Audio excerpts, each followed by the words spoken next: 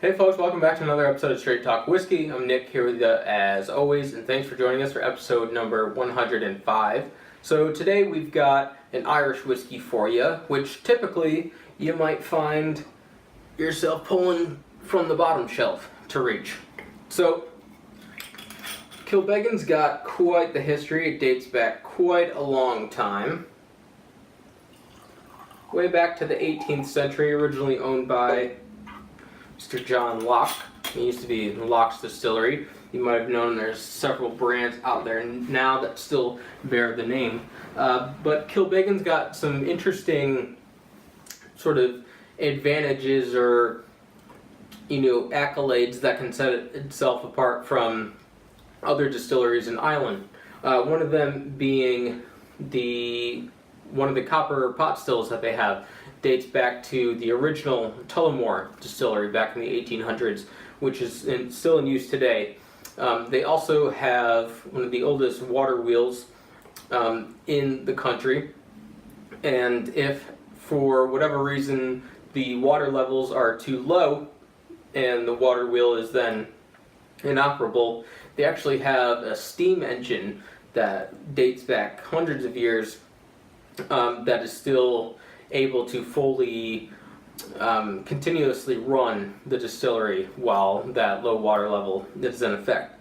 So that's pretty cool. I have visited Kilbeggan myself. It's really cool. You can sort of see the age just written everywhere on the distillery, from the water wheel to wooden beams and that sort of thing. In the machinery, certainly the steam engine, I know the tour guides take some pretty prideful moments in describing that and telling people about it, which is interesting. So, of course, Kilbeggan is owned by Cooley Distillery, which has been producing the Kilbeggan range. There's several different Kilbeggan expressions out there, but the Kilbeggan that we're talking about today is just your traditional, and it says it right there, luckily enough, Irish whiskey. It's bottled at 40% ABV. There's no real thrills or frills about it. We don't get any note that it's non-chill filtered or had any coloring added to it. Probably has, not entirely sure, but that's about all that you get in there. You get a little bit of notes about the date and how aged it is and that sort of thing, but overly just nothing too standoffish or making it stand out, if you will. It really is just minimal in appeal to most folks that are just looking for an Irish whiskey. Maybe they're tired of the Jameson that they've been buying for years and just want to try something else. You can also pair that against the Tullamore and sometimes Paddy if people get it in Bushmills where it's available. So it should be in that range. It's sort of a little bit lower. If you were to think of Jameson, Bushmills, and Tullamore sort of as the entry level that people go to when they're looking for something that's got a little bit more prominence, renown, and it's just got a reputation for being quality. Not to say that this isn't quality or anything like that, but usually think of things like Kilbeggan and Paddy as sort of below that.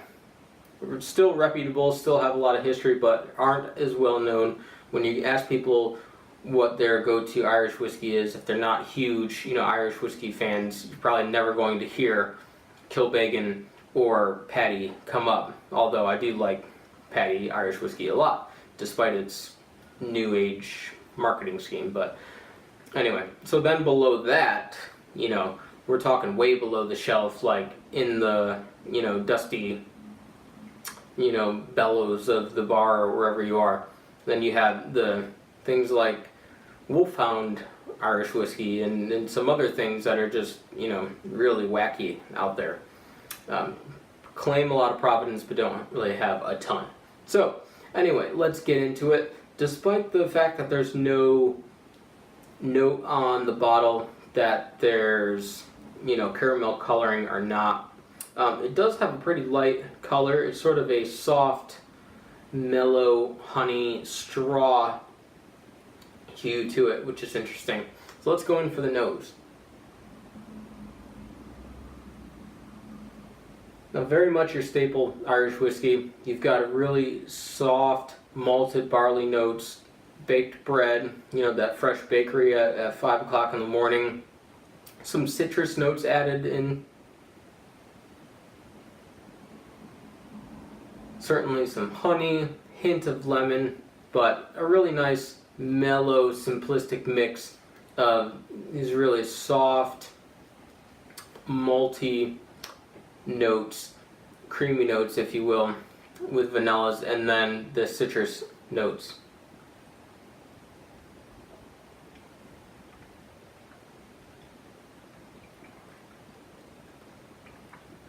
On the first taste, a very soft, very delicate, but tasty, very fruit citrus forward on that slight peppery and grassy note to it after the initial taste.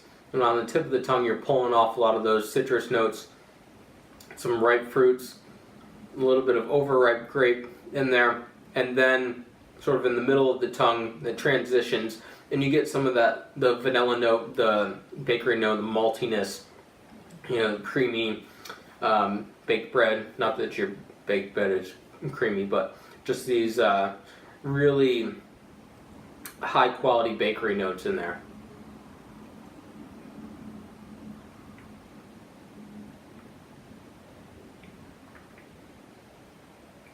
Now, this is not an Irish whiskey that's carrying a lot of weight with it.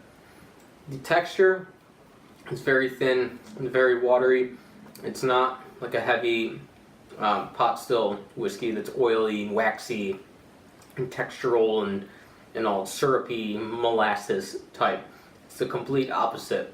And pairing with that, the finish is not overtly long. Just a mere couple seconds after you've tasted it, goes away, and you really need to go back in and get some more to really experience what those flavors are. The finish, although quick, leaves a sort of a watery, peppery note, which is interesting. It's not entirely distasteful, but it's interesting. It doesn't have a lingering finish of, say, like fruits or vanilla notes to it. It's quite different in that sense. We'll go for one last pass.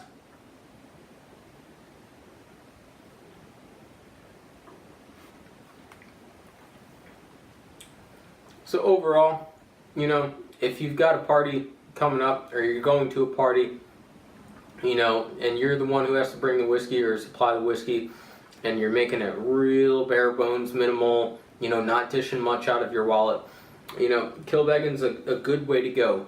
And not the sense that it's just cheap crap, because it's not. It's tasty for what it is, but it's the bare minimums, right? It's not excelling in any sense of the way, but it's certainly not failing on any level. So, and with that for a score, I'm going to say a solid 78 for this, because I know y'all love your scores. So we'll be back next week with something else. In the meantime, if you're going to drink, as always, drink responsibly, and we'll see you next time.